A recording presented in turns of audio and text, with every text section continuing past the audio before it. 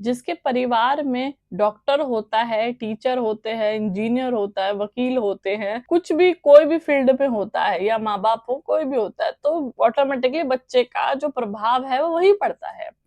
अब हमारे सनातन धर्म में कोई भी अगर सतगुरु होगा, या वो व्यास पे बैठता होगा, या वो प्रवचन देता होगा, या वो भागवत करता होगा, या वो कीर्तन करता होगा, तो आगे जाके उसका बच्चा भी वही करेगा। अब इसमें क्या है, इसमें अभी कुछ लोग ऐसे जले भुने पड़े हैं, या कुछ लोग ऐसे विरोधी हैं जो हिंदू का ही विरोध करते हैं हिंदू होकर। मैं ऐसा क्यों कह रही हूँ?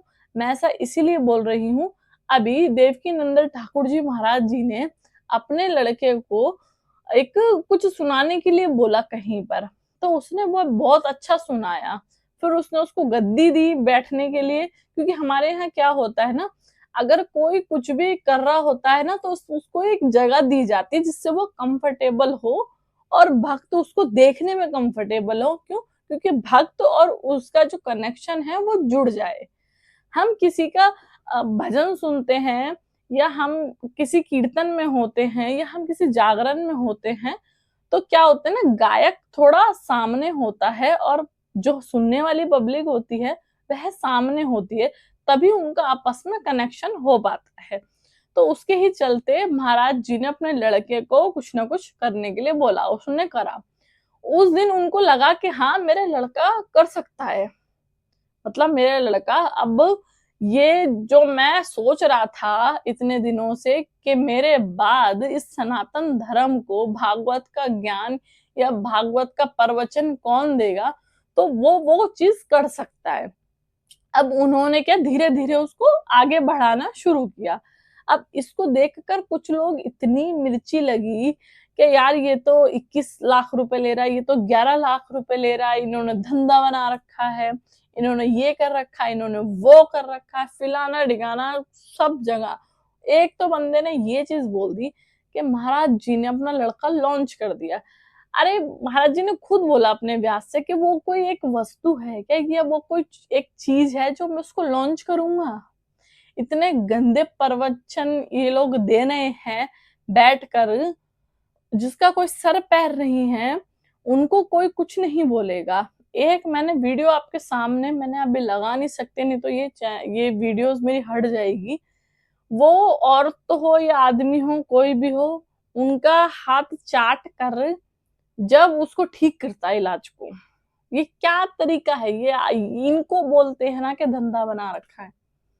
अगर मैं कहूं कि कल को जो मेरी सोच है, जो मैं वो चीज मैं आपको बता रही हूँ, आप कितने सहमत हैं उस पर ध्यान देना। मेरा कल को कोई लड़का बड़ा हो, या मेरी कोई लड़की कल को बड़ी हो, तो मेरे को रुचि नहीं है डॉक्टर, इंजीनियर, वकील, इन सब चीजों में। तो मैं भी चाहती हूँ कि वह सनातन की तरफ उसका थोड़ा भार हो, और वो भी आगे जाके इसी लाइन में आए, प्रवचन दे, पहले तो खुद ग्रहण करें, उसके बाद वह लोगों तक उस शिक्षा को पहुंचाए। मेन चीज क्या होती है ना, क्यों? क्योंकि सनातन धर्म को सपोर्ट करने में इंसान कहीं भी गलत नहीं हो सकता है, भले ही उसके पीछे कितने भी कुत्ते पड़े रहें, पर हाथी हमेशा मस्त चाल ही चलता है। मेन दिक्कत सारी ये है, अगर कुत्तों का काम भौंकना ना होता तो फिर वो कुत्ते क्यों कहलाते? आज के टाइम पे सेम उन्हीं का हिसाब है कि आजकल कुत्ते कौन हो रहे हैं, इंसान। कैसे इंसान? जो मैं इस वीडियो में आपको बताने वाली हूँ, तो इस वीडियो को पूरी देखना।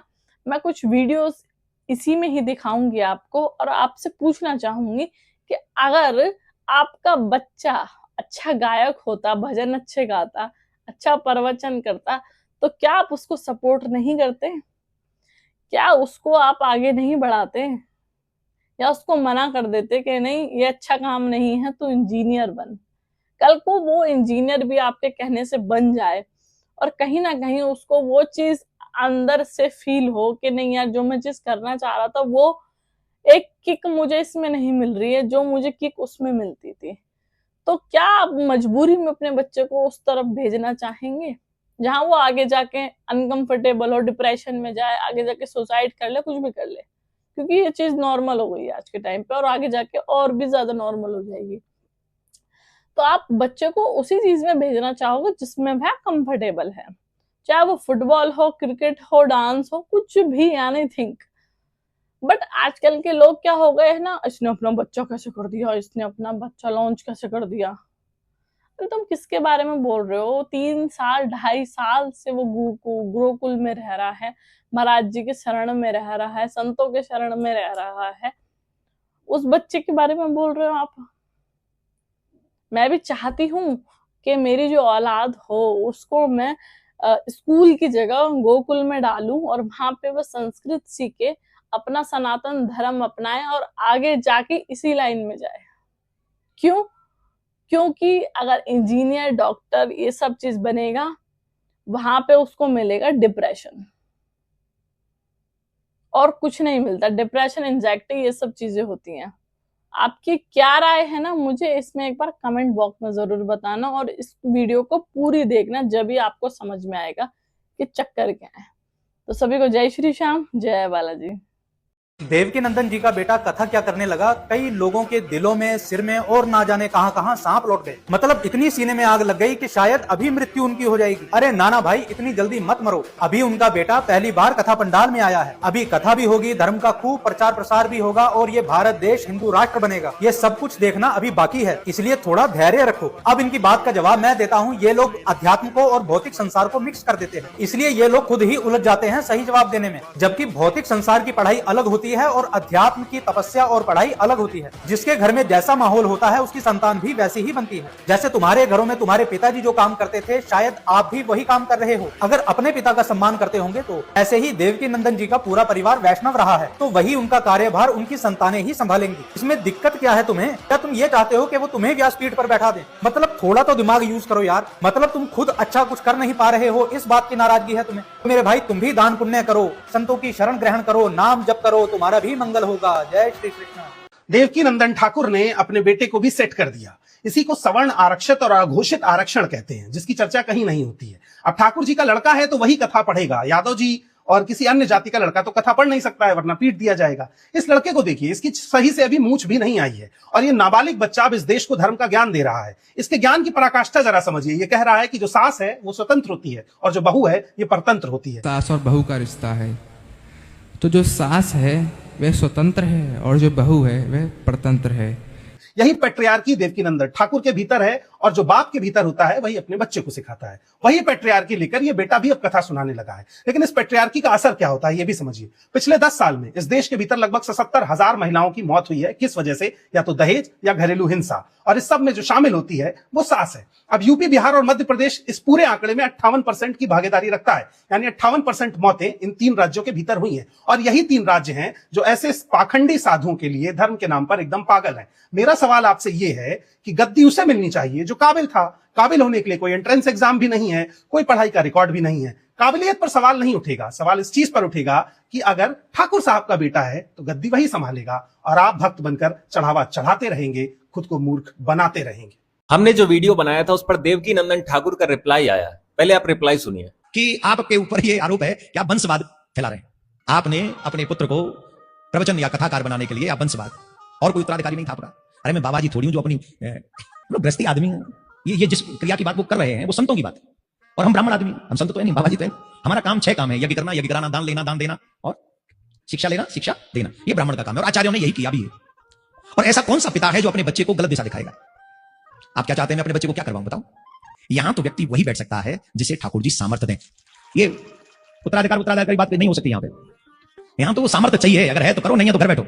एग्जैक्टली देवकीनंदन जी, हम उसी सामर्थ्य की तो बात कर रहे हैं। क्या आपके बच्चे में वो सामर्थ्य ऑटोमेटिकली आ जाएगा? नॉर्मली लोगों के बच्चों का सामर्थ्य कैसे चेक होता है? कोई भी एग्जाम है उसको क्वालिफाई करते हैं, फिर कहते हैं कि आप उस पोस्ट के लिए या फिर उस कॉलेज के लिए एलिजिबल है ना। एक ग्रुप डी के जॉब के लिए 50 लाख 60 लाख बच्चे एग्जाम देते हैं, फिर वो एग्जाम क्वालिफाई करने के बाद कहते हैं कि हाँ आप इस पोस्ट के लिए एलिजिबल है।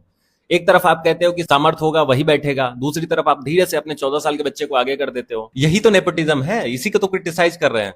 आप एकदम बैकग्राउंड में प्यारा सा म्यूजिक लगा के वहां जो महिलाएं बैठी हैं उनको आप बेवकूफ बना सकते हो। सबको तो नहीं बना सकते ना, सभी लोग बेवकूफ नहीं है। अब दोनों बातें नहीं कर सकते ना, ये तो दोहरापन हुआ।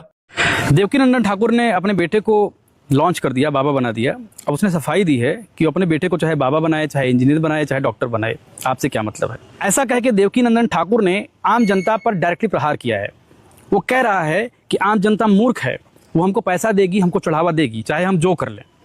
और देवकीनंदन एक बात और कहना चाहता है, जब वो कह रहा है कि हम चाहे डॉक्टर बनाएं, चाहे इंजीनियर बनाएं, चाहे बाबा बनाएं, तो उसको मैं बताना चाहता हूँ कि डॉक्टरी का जो पेशा होता है, इंजीनियर का जो पेशा होता है, वो सरकार के नियंत्रण में होता है।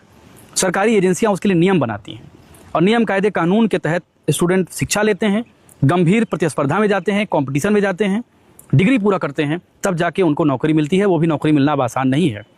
और तुम्हारे पुत्र को केवल चूँकि तुम बाबा हो, बकवास करते हो, देश की जनता को बरगलाते हो, इसलिए तुम्हारा बेटा बाबा बन जाएगा और मोर मोरनियों की कहानी सुनाकर, उल्टा पुल्टा बात करके, सास बहू की स्टोरी सुनाकर हिट हो जाएगा, तो ये ठीक बात नहीं है।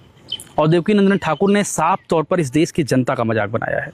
उसने चैलेंज किया है, उसने चुनौती दी है कि अगर वाकई में आप तार्किक हैं, विज्ञान को मानते हैं और ये मानते हैं कि विज्ञान के तहत इस देश में चीज़ें बेहतर हो सकती हैं, अगर आपको चोट लगती है, अगर आपको कोई बड़ी बीमारी होती है, आप हॉस्पिटल जाते हो, बाबाओं के पास नहीं जाते हो। बचना है जीवन तो आईसीयू में जाओगे, हॉस्पिटल जाओगे, अच्छी सुविधाएं लोगे। इसलिए ये बाबा आपको डायरेक्टली चैलेंज कर रहा है कि हिम्मत है तो मेरे पास मत आओ, क्योंकि मैं तो अपने बेटे को बना चुका हूँ बाबा। तो देवकीनंदन ठाकुर को ये मैसेज है कि कितना भी तुम उड़ लो, लेकिन जैसे जैसे इस देश का साइंटिफिक टेम्परमेंट जागेगा,